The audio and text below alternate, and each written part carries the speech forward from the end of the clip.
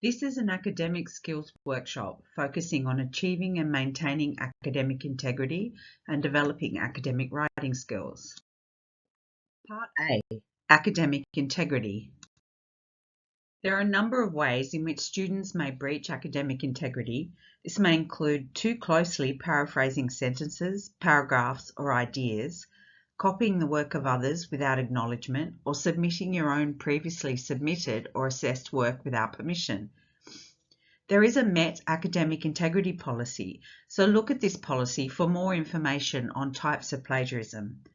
Met students are expected to demonstrate their own understanding and thinking using the information or ideas from sources to support and inform their work, and these sources must be acknowledged correctly. There are important skills and conventions students need to learn and use to avoid plagiarizing the work of others. Ensure you have a copy of the Met referencing guide on hand.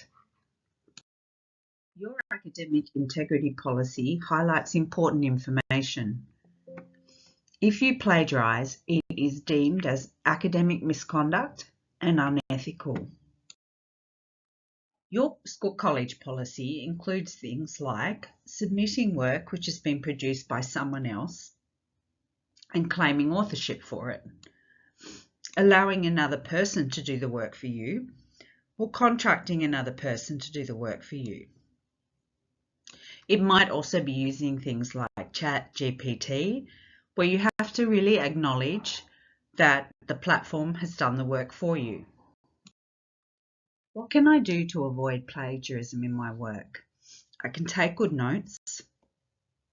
I can paraphrase and summarize well. I need to reference accurately. I need to keep direct quotes to a minimum. And I can use Turnitin to my advantage. Sydney Met has a referencing guide and it's available on the website or the student portal. It outlines exactly what is referencing and how to do it in detail. We strongly recommend that you have a copy of the referencing guide on your desktop or a physical copy on your desk at home while you're working. Let's look at paraphrasing in detail. Paraphrasing is when you express ideas and information from your sources in your own way using your own words. The mental processes that occur when you paraphrase information can help you grasp the full meaning of the text. Good paraphrasing also helps you avoid plagiarism. The first step is to take good notes. When taking notes, avoid copying straight from a text unless you intend to quote that source directly. Instead, read the material carefully, then put the text aside, take some time to think about what you've read, and then write down the main ideas in your own words. Once you've done that, you can use your notes to create a first draft. If you write directly from a source into a draft, it can increase the chance that you will unintentionally plagiarize. During the note-taking stage, make sure you record information about the source and keep a copy of it so that you can reference it properly later on. This will avoid you a lot of extra work and worry as you search around to find the text. So, read the text, make notes of the key points. Do not write down whole sentences. Put the text away and explain the information in your own words, using your notes as a guide. This ensures you really understand the material you are reading. Then go back, compare your paraphrase with the original text, and you should have covered the main ideas, but explain them in your own voice. Add in the reference. Even though you're not borrowing any language, you'll still need to cite the source to indicate that you are borrowing ideas. To paraphrase, use a combination of the following strategies. Use synonyms or antonyms. These are similar words or opposite words. Vary the sentence structure, change the order of information, change long sentences into short ones and vice versa. change abstract ideas into concrete ones, give examples, or highlight the view of the author using reporting verbs. Pause this video and consider this. Look at this sentence, which is from an article published in 2019 by the authors Barbara Jones and Erica Frydenberg. Now try out the paraphrasing strategies. Use synonyms or antonyms. Swap the order of the sentence around. Highlight the information using the authors. Try out what we discussed before. Compare your answer to this possible answer. Notice that I've reworked the sentence with the main ideas. The order is a bit different. I've used synonyms, and I've also included the authors at the end. I could include the authors at the beginning and highlight their research. So let's talk a little bit more about all of that. But firstly, let's consider this. What's the difference between paraphrasing and plagiarizing? And do you need a reference if you paraphrase like this? Yes, you do. Because even though you're not borrowing any language, you still need to cite the source to indicate that you are borrowing ideas. Also, if you just really follow the same sentence structure, but replace a couple of words with similar words, are you really paraphrasing? No, this is plagiarizing, not paraphrasing. So, in academic writing, referencing is essential because you're able to state the sources of your ideas and information. You have to give credit to them. So anytime you summarize a concept or idea, paraphrase something into your own words, or give a direct quote, you must reference the source in text and also provide a full reference in your reference list at the back. This allows readers to refer back to the sources for themselves. So when do you need to give a reference? Well, whenever you draw on a source of information as your inspiration for writing, as the source of a particular theory, argument, or viewpoint, for specific information such as statistics, examples, or case studies, for direct quotations, that is reproducing the writer's exact words, for information which you paraphrase rather than quote. The reference list at the end of your paper will find all the full references. This is important. Don't call it a bibliography, call it a reference list. You need to follow Harvard's style of referencing, as shown in your referencing guide talked about earlier. There are 3 basic ways to in-text reference.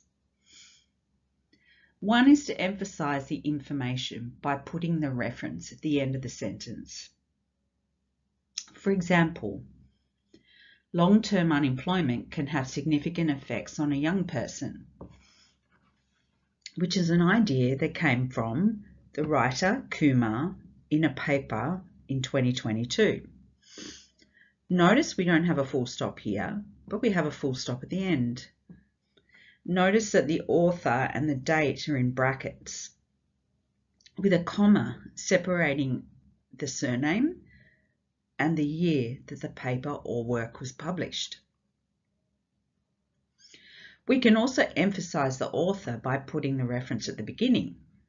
So, for example, we might say, Kumar, 2022, argues that long-term unemployment can have significant effects on a young person.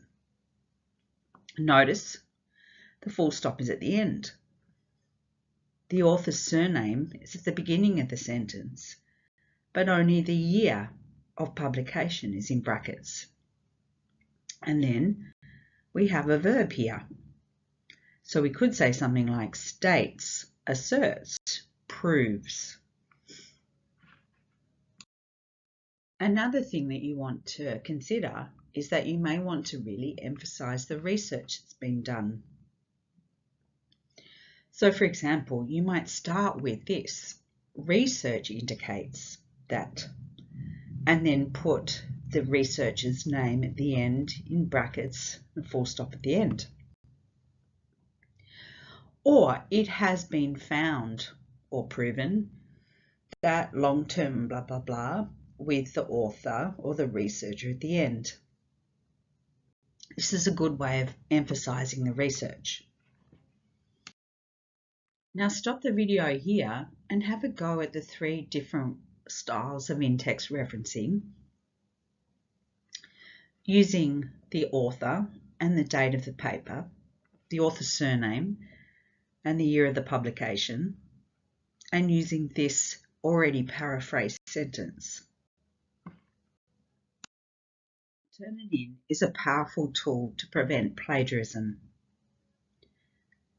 So Turnitin can compare student assignments with a range of sources, and it will turn up how much is close to the text or hasn't been paraphrased correctly.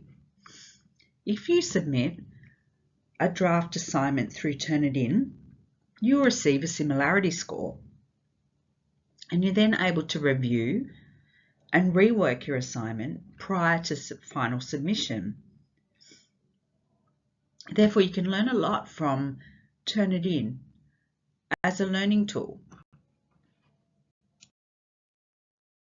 Part B, academic writing. Formality. Many students think that they have to write a lot of very complicated text. It's important just to write simply and clearly, but use formal language. For example, write in full sentences. Don't use abbreviations like can't, shouldn't.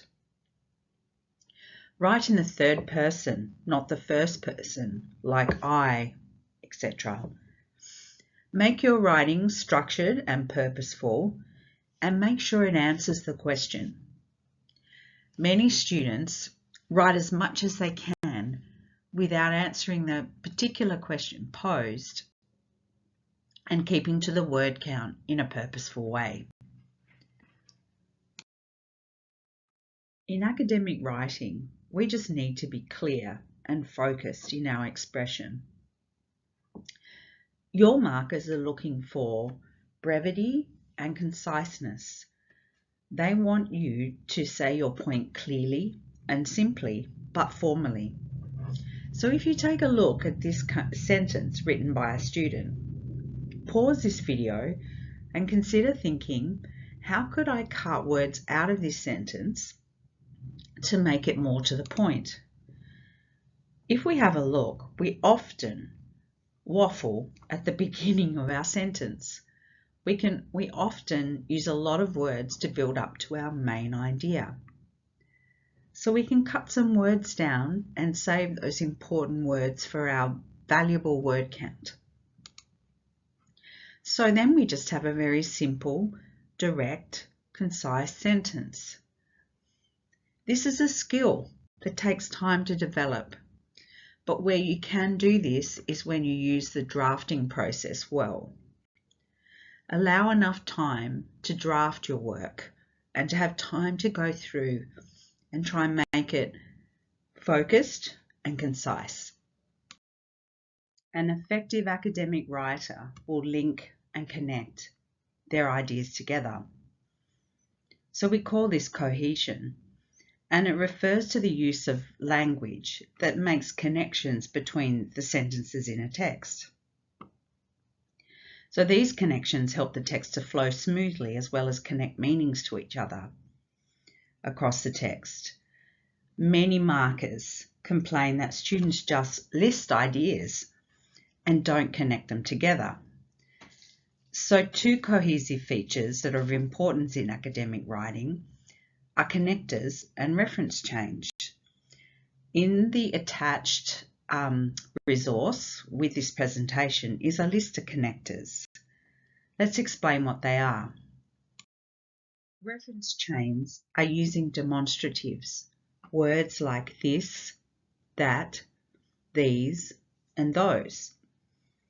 So this is very effectively done here. We use the word this plus a noun. For example, this argument, the argument already stated. Many writers just use this, which is too vague. Here we see an example of those connectors. They are linking words used to express a relationship between the ideas expressed within or between sentences. For example, however, although. So an argument is stated, and when I use the word however, I know that an opposite idea might be included, or an alternative idea, or an additional idea. And these might be as simple as words like similarly, additionally. These are all connectors, and there's a list in the back of your resource.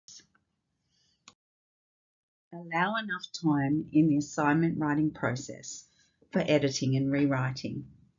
Allow a good week to be able to do this well and fit it around the rest of your study. Firstly, think, is it written in an academic style? Is anything verbose or not concise enough? What could I cut out to make it sharper? Are the references correctly cited? Do I have a nice, clean structure? Is it written in paragraphs? Can I label each paragraph containing a separate idea? And does what I've written make sense? Have I given good use of topic sentences so my reader can follow my paper clearly? These are important editing and rewriting questions. This phase will win you marks and will allow you to present your ideas in your best form. So let's put this all together. Let's look at this section of an academic piece of writing. The first thing we notice is that there's a reference list. Should be entitled References or Reference. Notice that the references are in full, have followed on from the style guide in Harvard style, the authors are in alphabetical order, and it's at the end of the piece of writing. Notice too that in the text I see the authors that the student has referred to. First of all, at the end of an idea, I see Wax and Weinstein 2021, Danielle et al. 2022, end of brackets, full stop. This shows that this idea has been mentioned by both sets of authors. Notice that the reference has a semicolon in the middle to separate the two sets of authors, starts with a bracket, ends with a bracket and a full stop, and there's a full idea, a full sentence. Here, the writer has referenced the authors again, end of brackets, full stop, and again, they've referenced the authors, except this time they've put the authors at the beginning of the sentence with a verb here to show what they did. They demonstrated that the physical through research. You'll also notice in this paragraph that it's formal. There's no contractions. There's no first person, I, for example. There's connectors. However, is a connector. There's also a nice, short, simple sentence at the beginning that captures the overall topic of this paragraph. Significant mental health and physical health issues for young people is the overuse of their mobile phone. I can underline this sentence as the topic sentence. It really captures, I know as a reader, that what I see next is going to be all about this point. Again, it's finished with a nice, simple, sharp sentence. there is a critical need for young people to use mobile phones with balance and mindfulness. So if this is a question about the use of mobile phones and the mental and physical impact of mobile phone use, this student has captured the question in the first sentence and also given a solid argument in the last sentence, showing that the way forward for mobile phone use.